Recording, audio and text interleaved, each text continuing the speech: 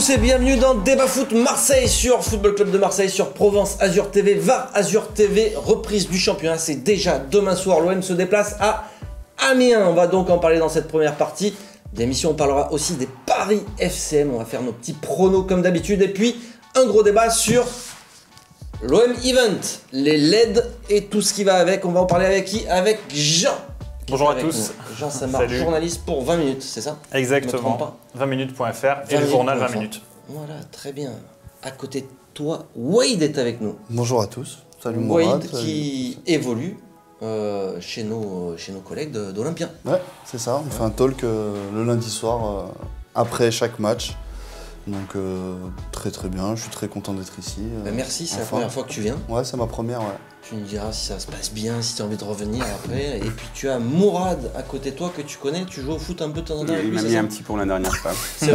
mais le mec derrière l'a découpé, donc je m'en fous, il compte pas le petit pont. Ouais. Et en plus, on a appris aujourd'hui qu'il y avait un autre personnage de Twitter qui habite juste à côté, non, en fait. C'est l'endroit où on est, c'est le centre névralgique de la team OM. Ouais, je pense que on peut dévoiler qui c'est? Ouais, je pense. C'est qui alors? Régis Gigacon. Voilà. Non mais c'est un vivier quand même ici. C'est incroyable. C'est un vivier parce qu'on je a m'y attendais aussi pas. Notre collègue Mario. Qui vient des fois en peignoir ici. Ouais. Voilà. Viens prendre le petit déj régulièrement avec nous. Ouais, carrément. Allez, on parle de Amiens OM. C'est tout de suite. C'est la première partie, c'est l'avant-match. L'Olympique de Marseille qui se déplace à Amiens demain. Match piège, hein, c'est ça?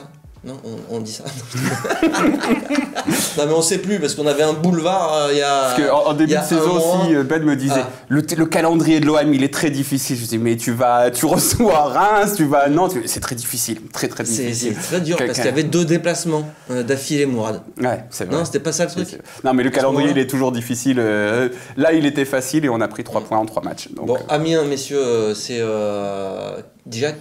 Qui peut nous parler d'Amiens un petit peu, qui connaît un peu Amiens? Vous avez des billes un peu? Je crois que c'est Mourad qui a bossé lors du multi-ligue, j'ai vu des bouts de matchs d'Amiens. Non, mais il y a cet entraîneur dont j'ai oublié le nom qui s'appelle Esner, je crois. Non, c'est le fils. Et c'est toi qui as bossé dessus. Voilà. Les experts. T'es en train de te foutre notre gueule. C'est le fils d'un ancien joueur slovène, donc il parle très bien français, même s'il parle avec un petit accent. Et il a été un peu formé en France, en Belgique. Il vient de Belgique. C'était un peu une surprise. Ils ont été le chercher pour remplacer Christophe Pellissier et il essaye de mettre en place un jeu. Tu parles de Luca Esner. Voilà, de Luca Esner, parce que je voulais dire Luc Esner, mais en fait, les séquences que j'ai vues dans Jour de foot, donc c'est des trucs où ils ressortent le ballon de derrière, ils essayent de bien jouer et ils ont des résultats qui sont pas trop mauvais. Et je pense que c'est prometteur, que c'est un jeune entraîneur comme Pascal Duprat les aime bien. D'accord, ça c'est pour Amiens. Messieurs, si on parle de l'Olympique de Marseille qui reste quand même sur 3 matchs nuls, Jean, aujourd'hui, autre chose qu'une victoire, Ce serait une grosse déception. Ça serait plus qu'une grosse déception. Est-ce qu'on requalifierait pas le début de saison de l'Olympique de Marseille à ce moment-là? Moi je pense, c'est ce que j'ai écrit dans mon dernier papier pour 20 minutes, mais j'ai écrit on est au bord de la crise, là, 3 matchs nuls, c'était pas une crise, une défaite à Amiens, non mais ça y est, je pense, sans déconner, ouais, mais on n'est pas loin. Il n'y a aucune défaite en... Si, il y a Reims aussi.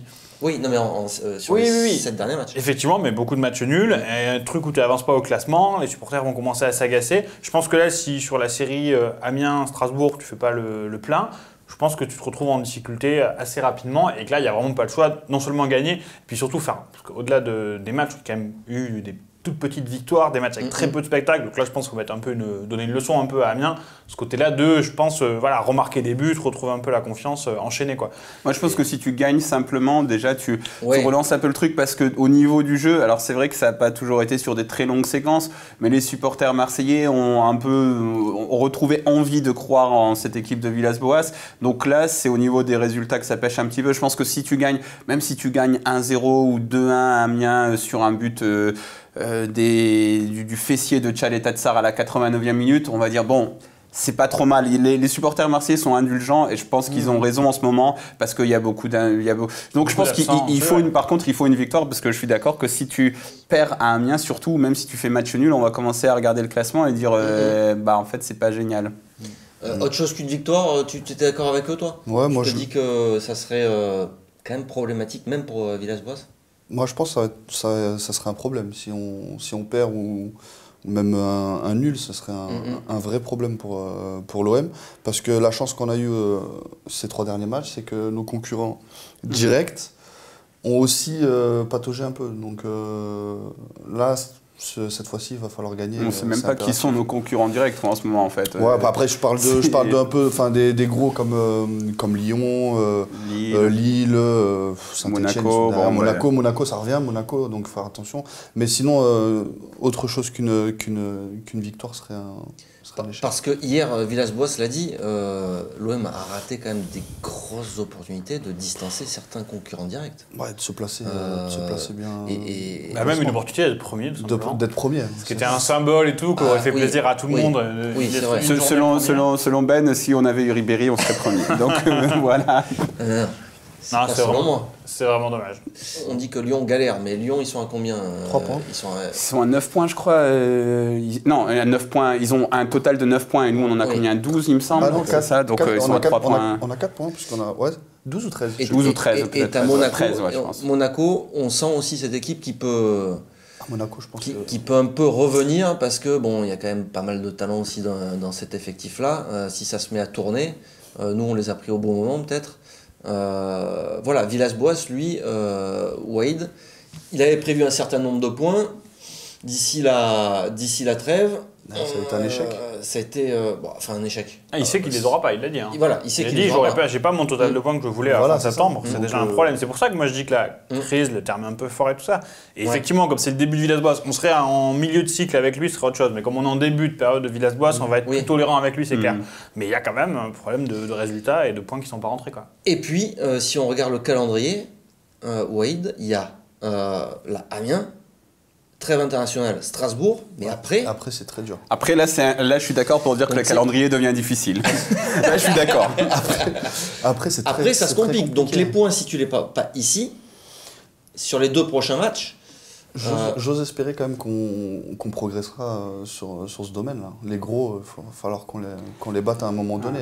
Ouais, mais est-ce que si tu n'arrives pas à battre les petits, ça arrive, c'est jamais après. Ouais, voilà, il n'y a pas de vérité. Enfin, je sais pas. Enfin, c'est pas parce que tu vas perdre 2-0 contre Reims que t'es pas capable de battre Lyon derrière. Donc, faut voir. Moi, cette année, je pense que si on ne bat pas déjà Lyon, on ne les battra plus jamais.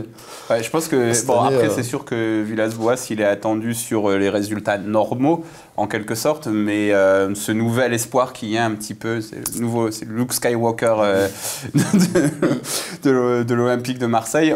Il est aussi attendu sur le fait de battre au moins un gros, quoi. En fait, il y a vraiment il y a ce truc, il y a cette attente de se dire pendant un gros match, tu vois, genre la réception de Lyon, il prévoit un gros tifo, etc.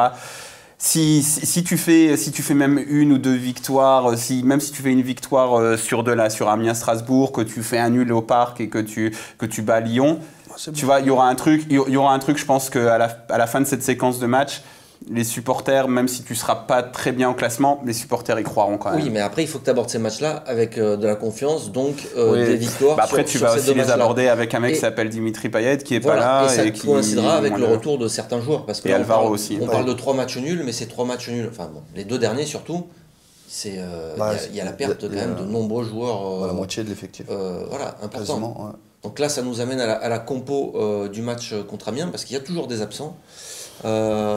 Dimitri Payet, Alvaro, Thauvin, ça c'est encore absent. Payet reviendra pour Paris. Et Alvaro, peut-être aussi, selon Villas-Boas, c'est ce qu'il a expliqué aussi hier en conférence de presse. Thauvin, ça sera pour plus tard. Et là, à ça s'ajoute la suspension de Strootman. Strootman, simple flic. absent, mais retour de Camara en défense. Quel compo tu envisages toi demain du coup genre une compo c'est la question, c'est la question du système par lequel il va remplacer Strootman.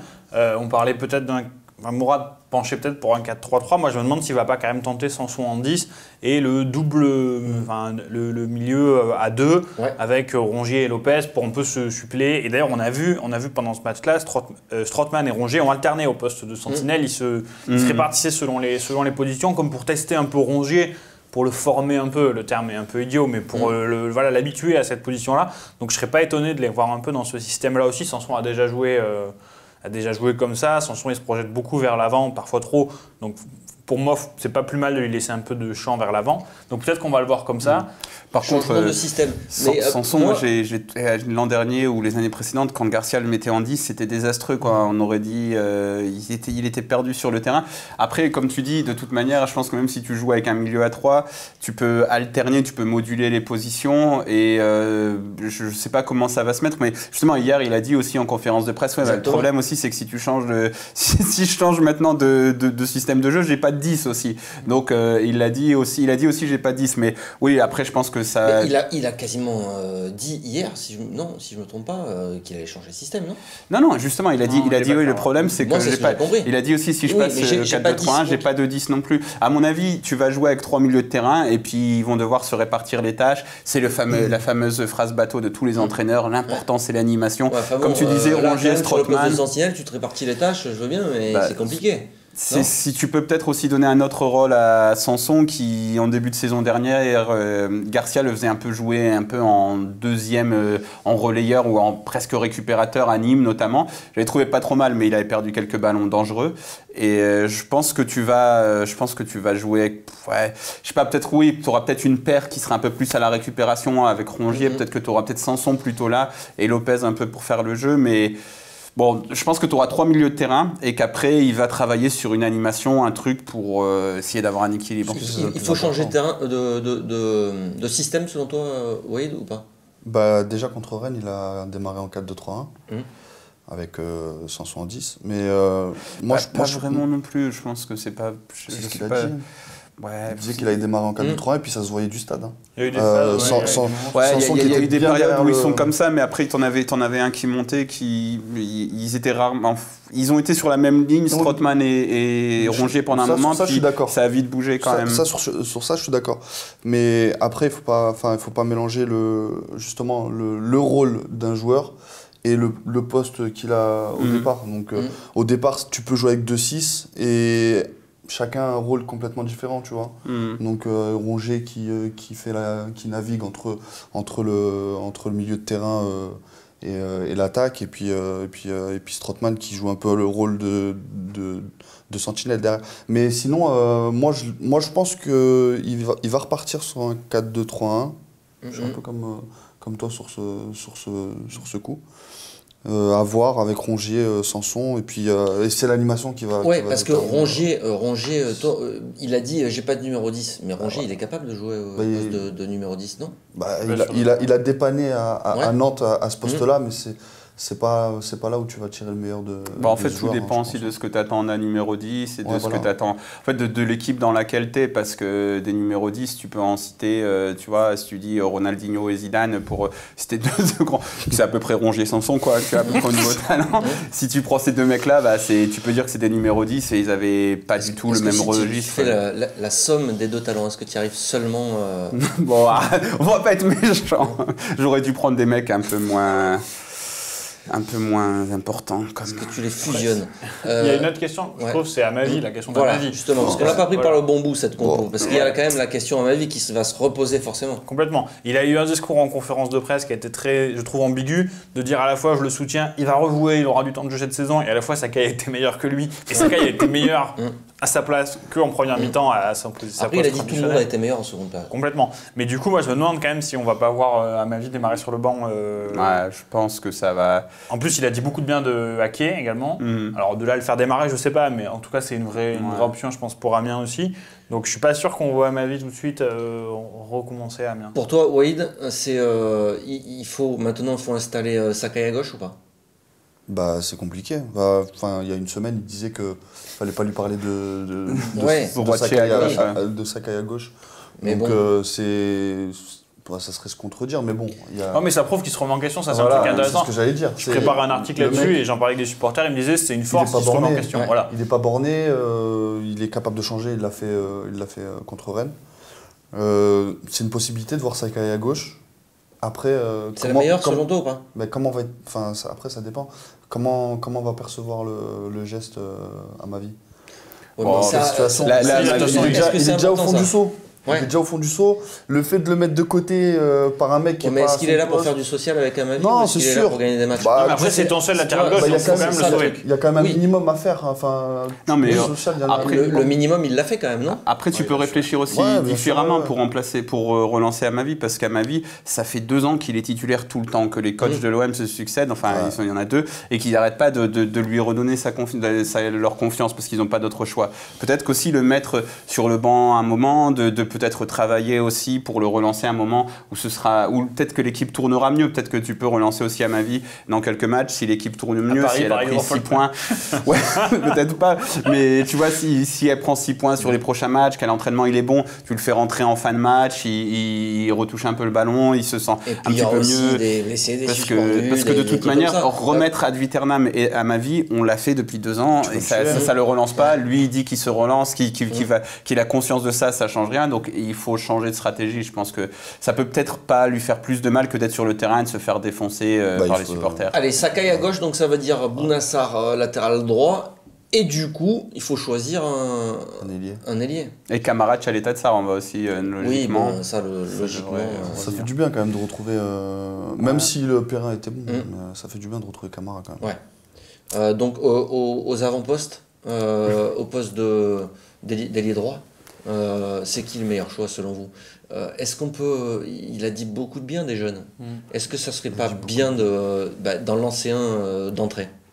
Liadji, mais Liadji, il a toujours pas signé son contrat pro. Moi, je pense que Ake a plus de chances de démarrer. À la fois le discours qu'a tenu Villas-Boas sur Ake et le fait que Ake ait déjà signé, etc. Je pense qu'il a plus de chances de démarrer que Liadji, parce qu'effectivement faire jouer, c'était la grande théorie de Rudy Garcia, mais tu fais jouer un type à qui t'as pas signé de contrat, c'est une ânerie parce que derrière tu es forcé de surenchérir pour le contrat parce que tu l'as déjà à moitié verrouillé. Donc, à moins que tu aies fait le boulot normalement et que le mec ait signé 6 mois avant, comme ça doit se faire dans tous les clubs, mais que par moment aussi des fois les téléphones portables ça marche pas, t'attends 6 mois pour prendre un rendez-vous. Bon, c'est un autre truc, mais en effet peut-être que là-dessus Ake il a plus de chances de débuter. Après moi je connais absolument pas Nathan Ake, c'est ça, Marley Ake. Marley Ake, ouais.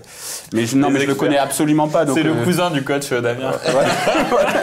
Non mais je fais vraiment pas semblant que je connais pas, donc je connais absolument pas. Je sais rien de lui. Liadji, on en a vu un petit peu en match de préparation, etc. Donc voilà, mais je sais pas si ces jeunes peuvent être. Il y a un moment en fait, il faut qu'ils jouent pour qu'on sache ce qu'ils valent. Du coup, il faut le faire signer. Enfin, c'est quand même dingue. On est au mois de. Putain, on est au mois d'octobre, le mec il a toujours pas signé son contrat alors que c'est compliqué, c'est compliqué ce premier contrat. A priori, il marque, à l'entraînement, il en dit le plus grand bien de Liadji. Et tu peux pas l'utiliser, c'est quand même grave. Après, dans tous les cas, tu vas repartir sans doute sur Germain à droite parce que. À gauche. Pourquoi à droite, tu vas mettre qui? Ouais, c'est vrai qu'à droite, c'est compliqué parce que tu vas mettre Radonjic. Après, t'as le choix Radonjic. Tu vas mettre Radonjic. Ou t'as le choix Kawi qui a fait une. Moi, je pensais plutôt Kawi. Moi, je voyais ni Liadji ni Ake. J'allais dire Kawi. Parce que à chaque fois qu'il fait ses petites entrées, là, il est bien. Hein. Il est bien, à chaque fois il fait quelque chose. Enfin, il y a quelque chose qui se passe avec. Il a un profil différent. Et en fait, c'est un peu un Payet light. Ouais, voilà, c'est ça en fait. C'est un mec qui est un peu plus dans l'organisation et puis il est capable de dribble quand même. Et de tirer les coups de pied arrêtés. Voilà, c'est ça. Il a tiré un super corner. Terrible, ces coups de pied arrêtés, je trouvais. Ouais, donc je pense que peut-être que... En fait, le problème, c'est que Sarr t'apporte de l'activité. C'est qu'il faut toujours l'équilibre et tout. Sarr t'apporte de l'activité. Germain, un peu de l'intelligence de jeu. Mais si t'as pas le ballon, il sert plus à grand-chose. Et Benedetto est là. Donc il faut que tu arrives à un équilibre avec ta ligne d'attaque. Et c'est vrai que Kraoui va peut-être te donner ce truc de la passe, c'est cette passe un peu qui manque à l'OM ces derniers temps. Mais donc, ça veut dire que tu n'auras pas un mec qui va multiplier les courses comme un dératé, comme le fait Sarr, malheureusement, avec un dernier geste qui ne va pas. Sauf si Sarr aussi se projette beaucoup. Tu as moins de vitesse, et peut-être de percussion. En fait, Germain Sarr, si tu les mets à deux sur le côté droit, à Monaco, ils étaient alignés à deux. En fait, que Germain rentre dans l'axe et que Sarr prenne son couloir à longueur de temps, ça peut peut-être faire le boulot. Donc, peut-être que Kraoui, ça peut peut-être être une solution. Et après, il y a toujours Radonjic. Il y a toujours le mystère Radonjic. Lui, par contre, non. Moi, je pense vraiment pas qu'il sera pas titulaire. Moi, je pense vraiment pas. Je pense que pour moi, Kawi est le plus susceptible de l'être et Ake de rentrer plutôt que Radonjic, même. C'est un destructeur d'occasion, ce mec, en fait. Ouais, moi, je sais plus trop quoi en penser non plus. Enfin, j'ai fait un papier récemment sur lui avec des journalistes serbes qui m'ont dit il y a quand même un problème clairement mental chez ce gars-là. J'ai pris mon gros contrat, je suis parti de mon pays. Bon, c'est un type qui a des gros problèmes de comportement. Hein. J'ai appris ça récemment, mais à Belgrade, il était chaperonné. Il avait une espèce de garde du corps en permanence, qui n'était pas un garde du corps pour le protéger, mais qui était un garde du corps pour le protéger des bouteilles de vodka, quoi, si vous voulez. Donc c'est un truc, je pense qu'à Marseille, ils n'ont pas pris conscience de ça, son côté fêtard, son côté branleur, disons les choses. Et par ailleurs, ouais, les mecs qui le connaissaient bien me disent... il y a peut-être un côté, voilà, tu as pris ton gros contrat, tu es à l'étranger, tu es tranquille, tu n'as pas besoin de faire des gros efforts non plus, ton salaire il est assuré, ton contrat il est assuré. Ouais, c'est un joueur qui m'inquiète. Ouais, je ne sais pas s'il est chaperonné à l'OM, et on n'a pas d'écho, en tout cas actuellement, sur son comportement. Non, mais je pense qu'il a peut-être besoin d'un espèce de mentor pour lui faire les bons choix, pour lui faire les... Il a vraiment un problème, il est vraiment pas fini ce joueur. Est-ce qu'il a simplement le niveau en fait? C'est ce qu'il dit, il n'est pas fini. Ouais. Et il a eu... on voit qu'il a de grosses carences. Déjà l'intelligence de jeu en fait. L'intelligence et puis même quand tu le vois sur du 1 contre 1, ça va aller sur le défenseur, ça va pas essayer de chercher. Il lui manque pas mal de choses. Pas toujours, ça fait plusieurs fois au Vélodrome qu'il fait le fameux crochet. Ouais, en fait, voilà, crochet, tu réussis ton crochet, après fais la passe, fais le geste qui claque, fais le geste décisif, sauf que non, tu refais un autre geste, on dirait un mec au five, quoi, tu vois. On dirait toi après que tu m'as mis un petit pont, t'essayes de dribbler l'autre mec derrière, non, c'est vrai que ça marche pas. Il faut marquer, ouais, tu vois, t'es comme Radonjic en fait. Ouais, mais bon, moi je suis amateur. T'as pas coûté 12 millions à l'OM, effectivement. Exactement. Allez messieurs, on s'arrête là pour l'avant-match et on va passer au Paris FCM, c'est tout de suite.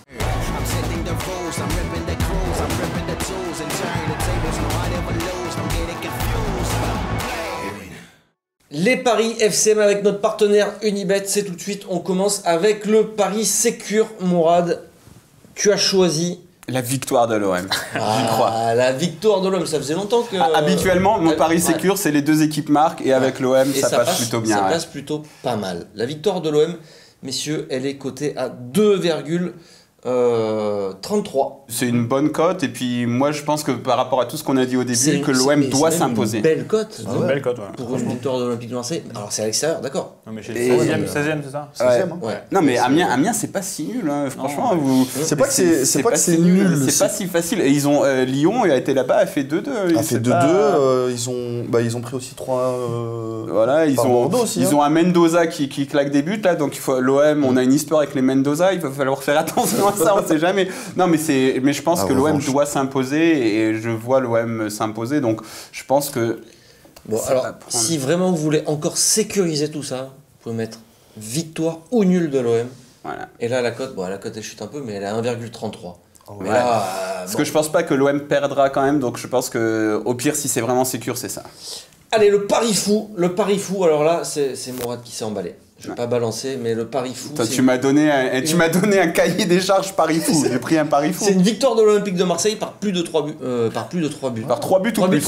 Ouais. Donc si l'OM ça pose 5-0, ça marche aussi. C'est pas si fou que ça. Alors là, ah ouais, toi t'es non tu vois. C'est pas si fou que ça. C'est pas si fou que ça. Je crois que l'OM a mis 9 buts quand même depuis le début de saison. L'Olympique de Marseille là sur les 3 derniers matchs, c'est pas beaucoup de buts. Benedetto qui marque plus depuis 3 matchs et qui va vouloir se relancer. T'as Germain qui est en forme. Tu peux avoir... je pense que c'est pas si fou que ça, Mourad. Moi, je vous conseille pas de mettre beaucoup d'argent dessus quand même. Je connais pas. La cote est à 9,5. Ouais, donc voilà, c'est un pari plaisir. Ouais. Allez, on va s'intéresser maintenant au combiné du week-end. Alors le combiné, c'est on s'intéresse aux concurrents de l'Olympique de Marseille pour les places qualificatives, européennes, du classement européen, tout ça. PSG Angers. Alors lequel est notre concurrent déjà? Plus Angers que PSG. Pourquoi non, mais ils sont combien? Angers, ils sont second. Ouais. Les deux, il fallait dire. Les deux. Ouais, les deux. On joue le titre cette année.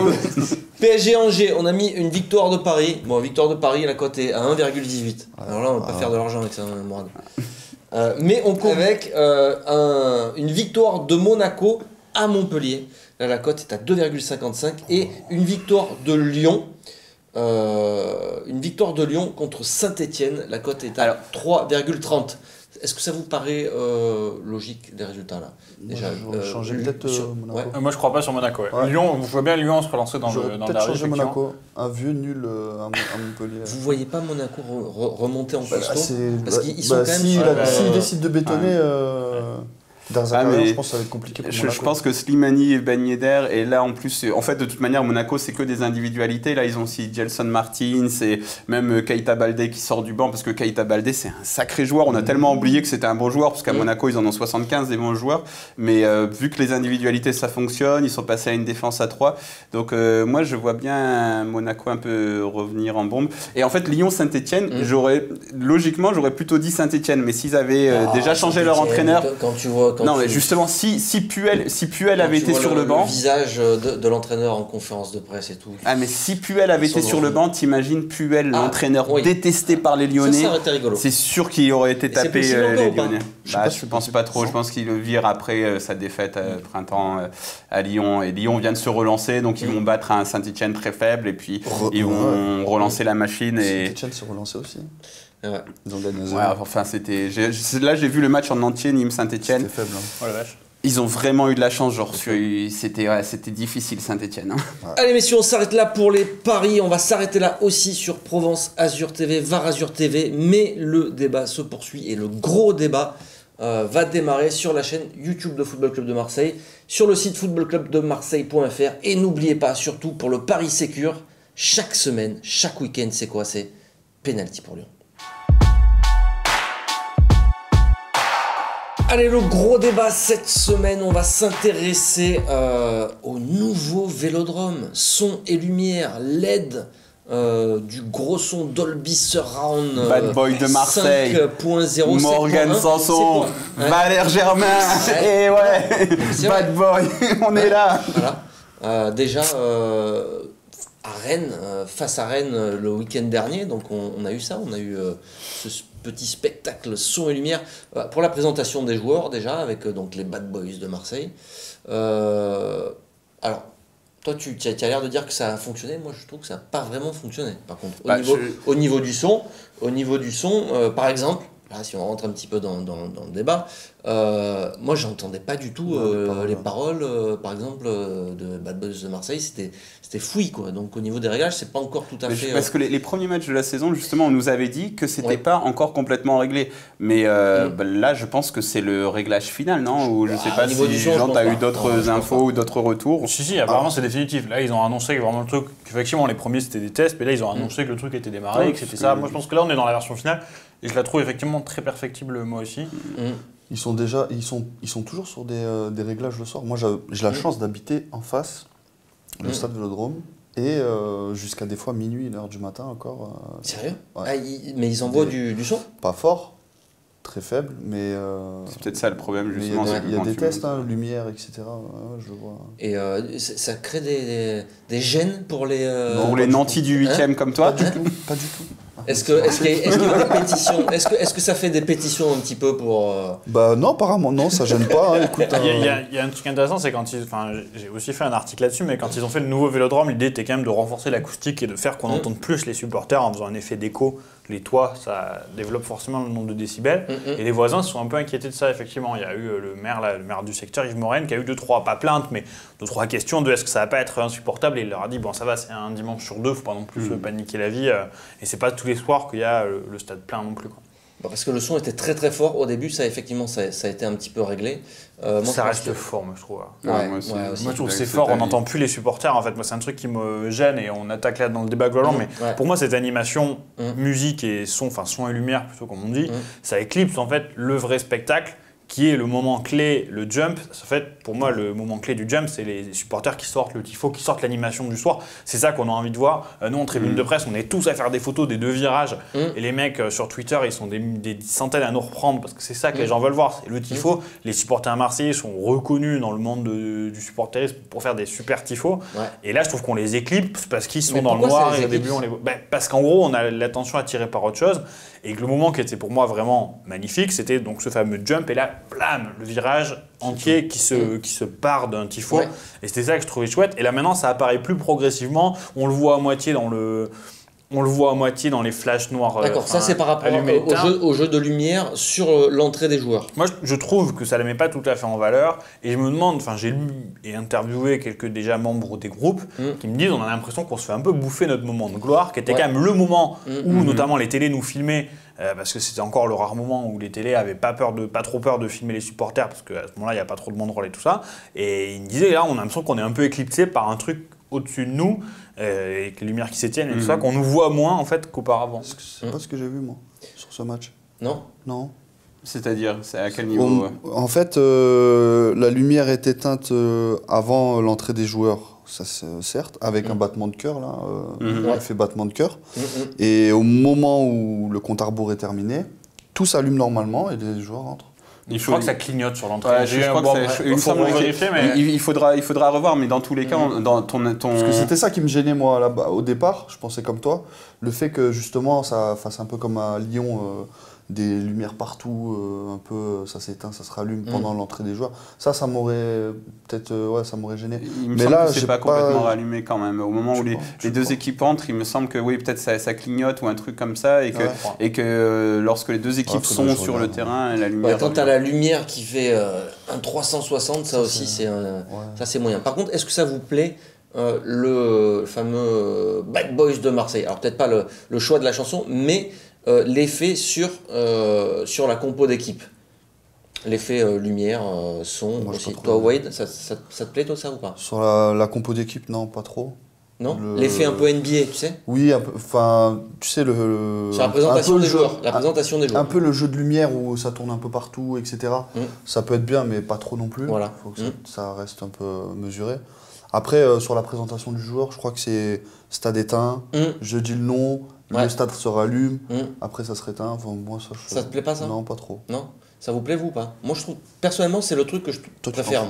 En fait, je suis complètement d'accord avec l'argumentaire de Jean. Je pense que moi, je viens au stade pour entendre les supporters chanter, et pour voir des tifos et voir des animations en tribune. Et c'est pour ça que le stade Vélodrome est exceptionnel pour ça. Donc, pour moi, c'est complètement accessoire, ce machin.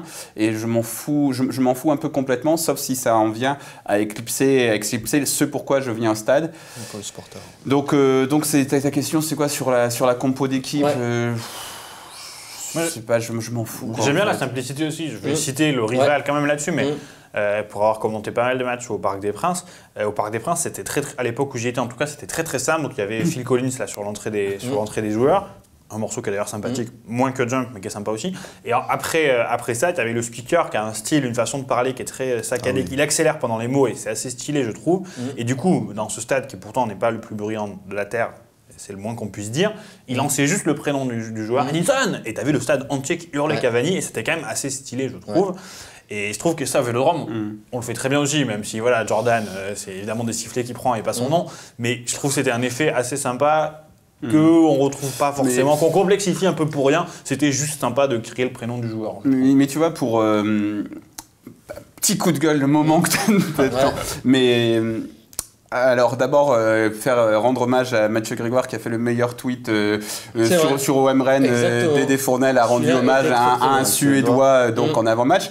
Donc ça, c'était drôle pour ceux qui connaissent un peu la blague. Mais ensuite, justement, Dédé Fournel rend hommage à Gunnar Andersson, légende ultime de l'Olympique de Marseille, qui est complètement oublié depuis des décennies. Je pense qu'il y a plein... Les minots savent pas qui est Gunnar Andersson. C'est un monument du club, je trouve, ce qu'a fait le Virage Sud exceptionnel. Ce tifo, c'est exceptionnel.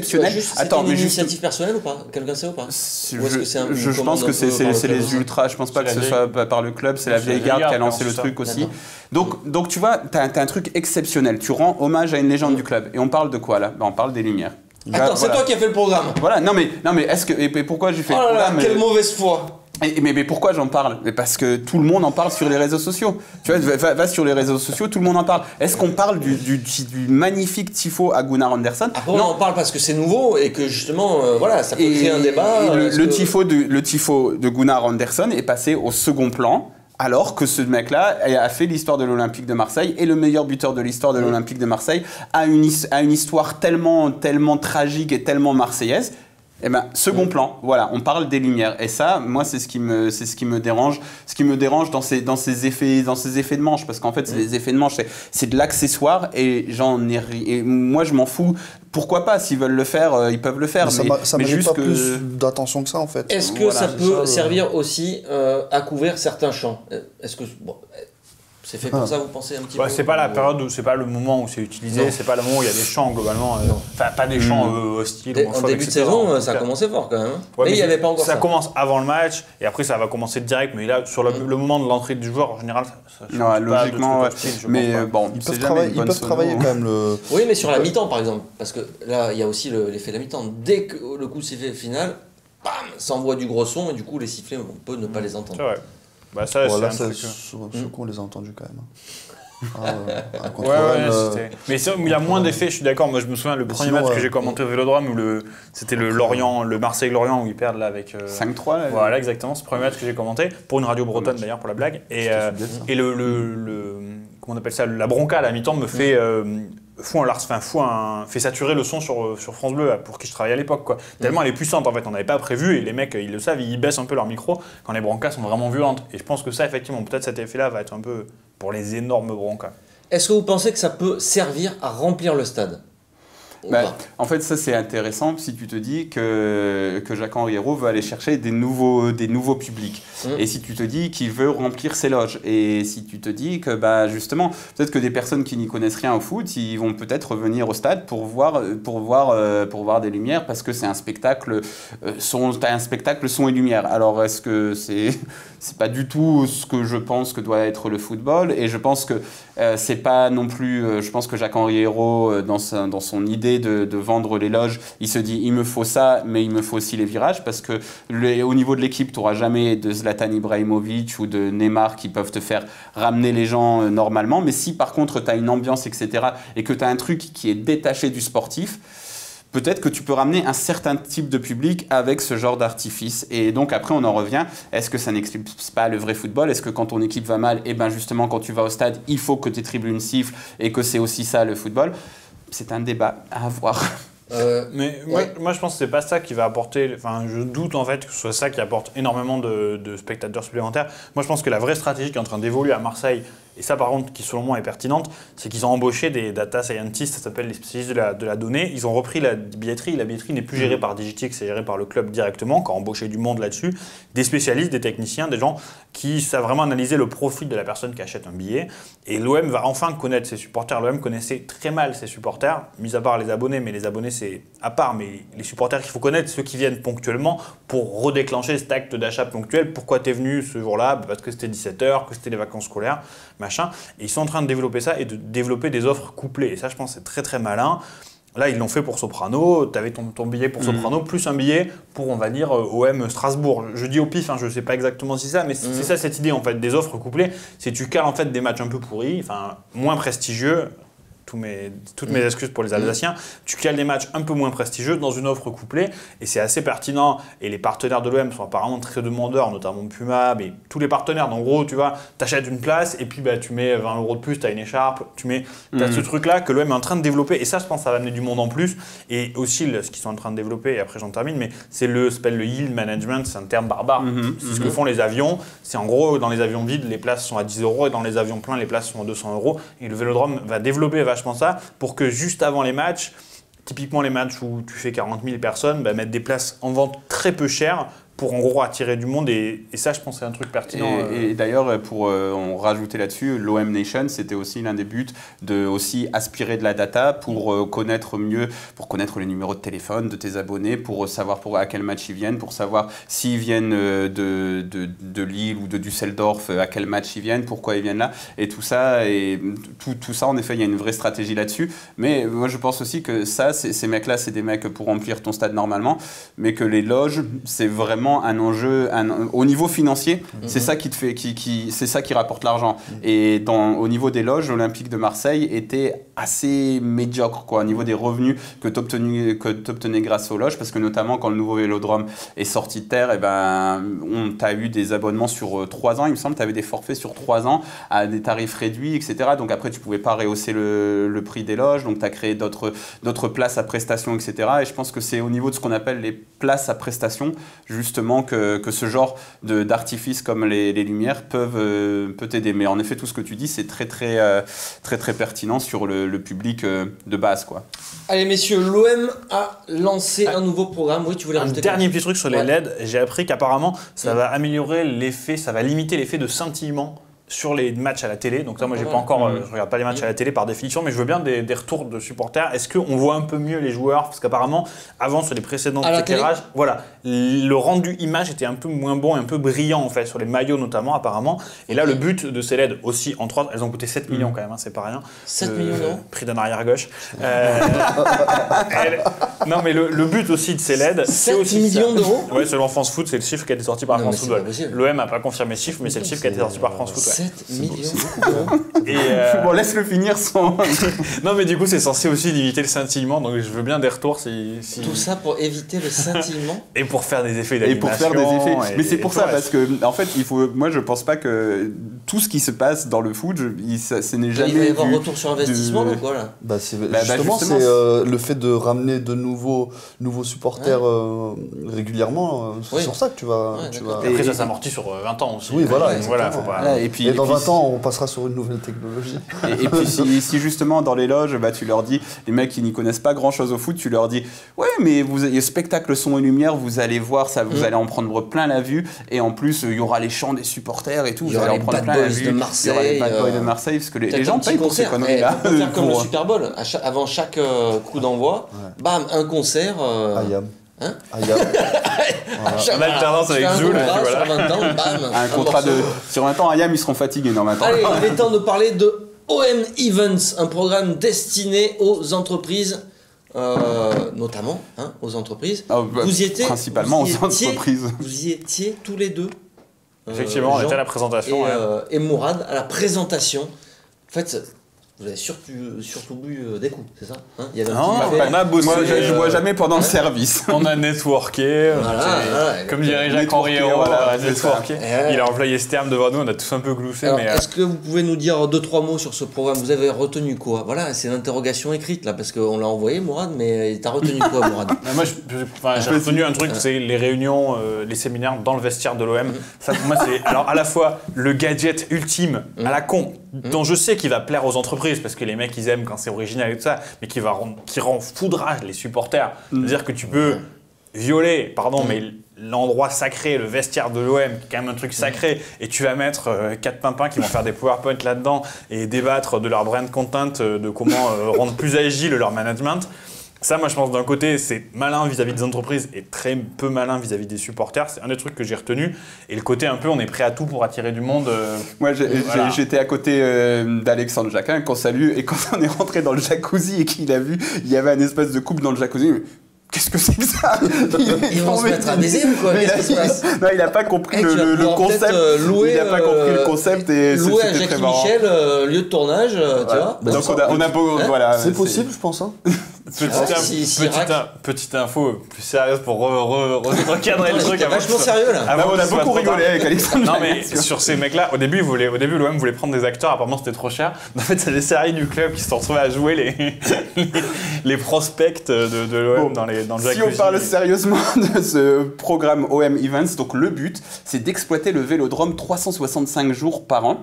Donc comment tu fais ça? Parce qu'on a eu monsieur Yames, il me semble, je suis vraiment mauvais sur les noms aujourd'hui, qui est le cousin de l'entraîneur Damien. Voilà, qui est le responsable de OM Events. Donc il nous a expliqué ça en détail, tout ça. Donc le but c'est Arema avait commencé à organiser des séminaires, etc. Mais c'est d'upgrader ça, de vendre aussi le fait que c'est l'un des seuls lieux de séminaire avec jardin. Je ne sais plus ce que c'était leur logo.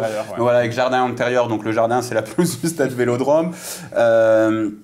Et donc c'est en fait de vendre de plus en plus de produits aux entreprises pour que le stade Vélodrome, quand il n'y a pas de match, il rapporte de l'argent. Parce qu'il faut savoir que le stade Vélodrome, l'OM a récupéré l'exploitation et que ça coûte de l'argent qu'il faut donner à la mairie, de l'argent qu'il faut donner à Arema. Donc après, je sais pas, c'était pas encore arrivé, il me semble, mais je vais poser la question, mais on l'a posé à Laurent Colette après aussi. Est-ce que c'est pour rentabiliser ce coup-là? On nous a dit non, oui, bon, vous savez, avec Colette, il a fait un ruisseau pour les grandes rivières. Un truc pas mal, genre c'est comme vous avez plusieurs revenus pour emmener votre femme au resto, tout machin. Et donc ça peut être un gros levier, ça, financier pour l'Olympique de Marseille? Financier, c'est pas énorme. J'en ai parlé avec des spécialistes qui m'ont dit que c'était pas énorme. Et Colette a dit de lui-même, c'est pas des millions par an. C'est pas. Moi, j'ai demandé est-ce qu'on pourra recruter, est-ce que l'OM pourra recruter un joueur avec l'argent des séminaires? Il m'a dit clairement non. C'est pas des sommes en millions qui permettent de faire revenir un joueur, en tout cas pas en l'état actuel.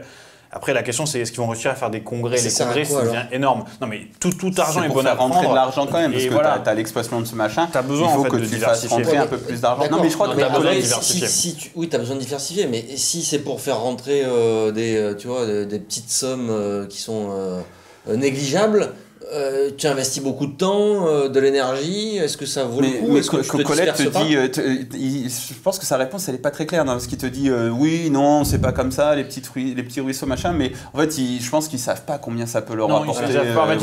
Ils ont du mal, ils disent on découvre le marché un peu, ils se rendent pas compte, mais ça peut quand même rapporter des sommes intéressantes. Et puis il faut aussi dire que tous les clubs, un économiste que j'ai interviewé là-dessus, Lionel Maltese qui bosse à Marseille, me disait tous les grands clubs, pour être dans le top 20 européen, il faut avoir des ressources qui vont au-delà des droits télé et du trading joueur. Tu peux pas te contenter des droits télé et du trading joueur parce que tu es des marques très puissantes. L'OM, c'est la marque la plus puissante du quart sud-est de la France. Tu peux pas te contenter de vivre juste sur le. C'est la plus importante du quart sud-est. Marque tout compris, c'est devant. Dans le sud-est, il y a Caporal. Allez, Caporal par exemple. Voilà, merci. Merci. Putain, l'OM c'est plus puissant que Caporal. Et non, mais il y a quand même des grosses boîtes dans la région et voilà, c'est plus puissant l'OM en termes de marque. Il faut donc utiliser ce truc-là pour ramener des revenus à plein de points différents.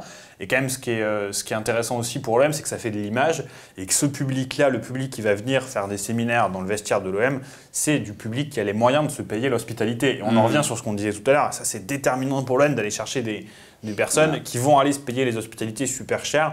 Et c'est un très bon moyen de les attirer que de leur faire faire des réunions au Vélodrome. Et même, encore une fois, des trucs couplés. C'est un peu ma marotte du jour, mais de faire des offres couplées. Tu fais ton séminaire. Après, avec tes partenaires, la semaine, tu fais ton séminaire. Enfin, jeudi, vendredi, tu fais ton séminaire. Samedi, tu vas au match.